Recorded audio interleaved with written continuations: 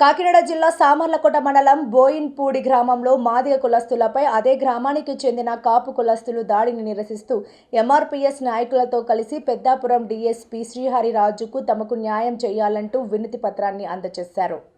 జనవరి 14 తేదీన జరిగినటువంటి ఈ యొక్క సంఘటనపై ఎస్సీ ఎస్టీ కేసు పోలీసులకు ఫిర్యాదు చేసినా ఇప్పటివరకు దీనికి కారణమైన వారిపై చర్యలు తీసుకోలేదని ఆవేదన వ్యక్తం చేశారు. ప్రతిరోజు వీరు కర్రలతో తిరిగి మమ్మల్ని భయభ్రాంతులకు గురి చేస్తున్నారని, ఈ విషయంపై పోలీస్ అధికారులు స్పందించి చర్యలు తీసుకోవాలని పెద్దాపురం డీఎస్పీ శ్రీహరిరాజుకు వినతి పత్రాన్ని అందించారు. ఈ కార్యక్రమంలో ఎండీఎఫ్ రాష్ట్ర కార్యదర్శి లాయర్ కొండపల్లి ప్రసాద్, ఎంఎల్ఎఫ్ రాష్ట్ర కార్యదర్శి కొండేపూడి ఉదయ్ కుమార్, ఎంఆర్పీఎస్ రాష్ట్ర నాయకులు గోరత విజయ్ కుమార్, ఉమ్మడి తూర్పు గోదావరి జిల్లా వైస్ ప్రెసిడెంట్ మందపల్లి సత్యనారాయణ బాధితులు పెద్ద ఎత్తున పాల్గొన్నారు. నా పేరు సుధీరండి. ఇలాగ కిరాయిపురంలో బోయినపూడి అండి.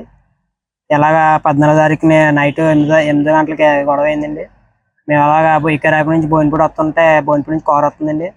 ఆడ ఇలా గొడవ అయిందండి. గొడవ అయితే మనుషులు పెట్టి అదర్ సెంటర్లో ఆద్యం చేశారండి. ఆద్యం చేసి ఎందుకని అడగకుండానే మా అదిగులు అంజి వడకల్లారా మా ఎమ్మెల్యే కానీ బూతులు తిట్టారండి క్యాస్ట్ ఫీలింగ్ తోటి. అలా కోపలండి. మేము ఆదుగులు అండి. నా పేరు సుధీర్ అండి. మా అమ్మ వాళ్ళు ఎలాగా ఆడవాళ్ళందరూ అయితే ఆడవాళ్ళు కూడా కొట్టారండి. కారు ఆపి మామూలుగా టర్నింగ్లో మీదకి వచ్చారండి. మీదకి వస్తే కొల్లు కనిపించట్లేదట అంటే ఇంతలోనే మనుషులు పెట్టి ఎదర అధ్యయనం చేసి మాది లంజి పడుకున్నారా, మీకు అంత ధైర్యం ఏంటారు మమ్మల్ని అన్నాకే, ఎంతలో ఉండేవాళ్ళు అంతలో ఉండాలా, చంపేస్తే దిక్కు ఉండదురా మీకు అని ర్యాష్గా మాట్లాడారండి.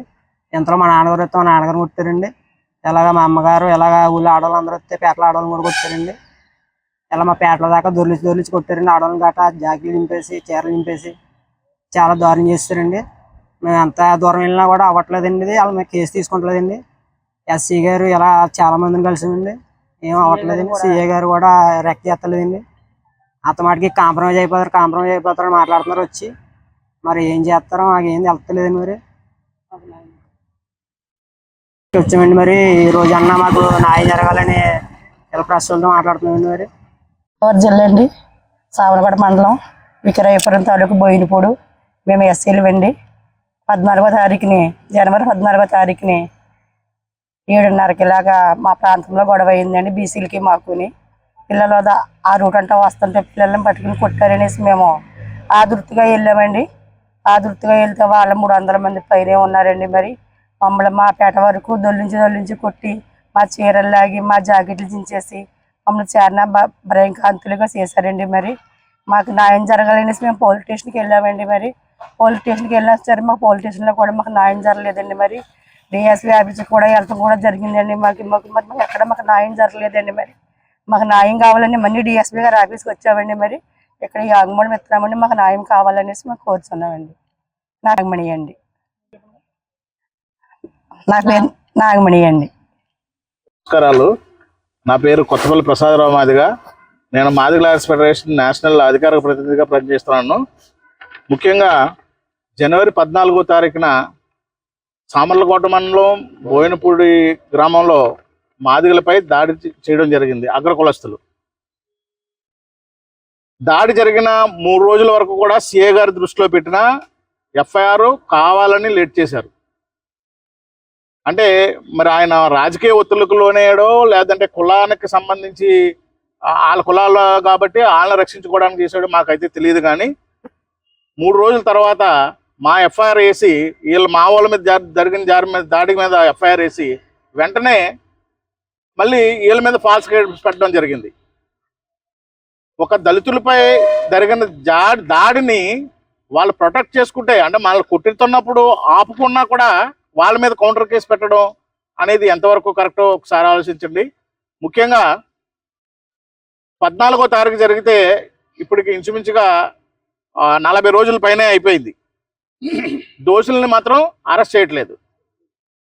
దోషుల్ని అరెస్ట్ చేయకోకుండా మా వాళ్ళ మీద ఒత్తిడి తీసుకొస్తూ కేసు రాజీ చేసుకోండి, లేదంటే మీరు స్టేషన్ బెయిల్ తీసుకోండి అని వీళ్ళ మీద ఒత్తిడి తీసుకొస్తున్నారు తప్ప నిజంగా వాస్తవంగా దాడి చేసిన వ్యక్తుల మీద వాళ్ళని అరెస్ట్ చేయకోకుండా మరి సిఏ గారు చేస్తున్నారా లేకపోతే డిఎస్పీ గారు చేస్తున్నారా?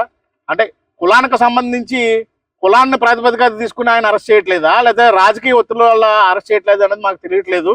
ముఖ్యంగా దీని మీద వెంటనే చర్య తీసుకోకపోతే మేము లీగల్గా ఏ విధమైన చర్యలు తీసుకోవాలో ఆ విధమైన చర్యలు తీసుకోవడానికి మేము సిద్ధంగా ఉన్నాం.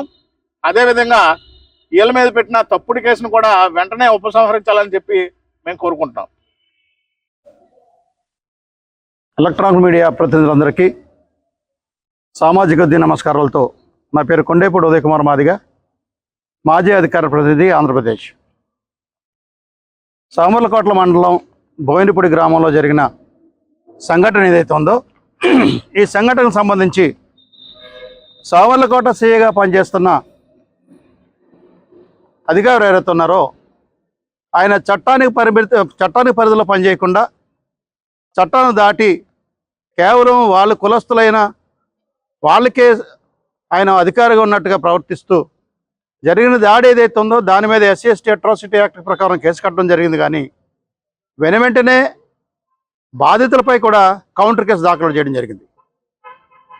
సర్వసాధారణంగా దాడి జరిగినప్పుడు SC/ST అట్రాసిటీ యాక్ట్స్ వచ్చినప్పుడు కౌంటర్ కేసులు ఎక్కడ కూడా దాఖలు చేయడం జరగదు. దాడి చేసింది అక్కడ అగ్ర కులాలు అయితే గాయపడింది మాదిగలు. కానీ ఈ కేసులో ఫ్యాక్ట్ చూస్తూ ఉంటే 14వ తారీఖున గొడవ జరిగితే 18వ తారీఖున FIR ఇచ్చారు. అదే సందర్భంలో 8:30కి FIR వేసినట్టుగా SC/ST అట్రాసిటీ యాక్ట్లో 8:30కి FIR వేసినట్టుగా ఉంది. కానీ కౌంటర్ కేసు ఏమో మళ్ళీ అదే రోజు రాత్రి 8 గంటలకి కేసు కట్టినట్టుగా ఉంది.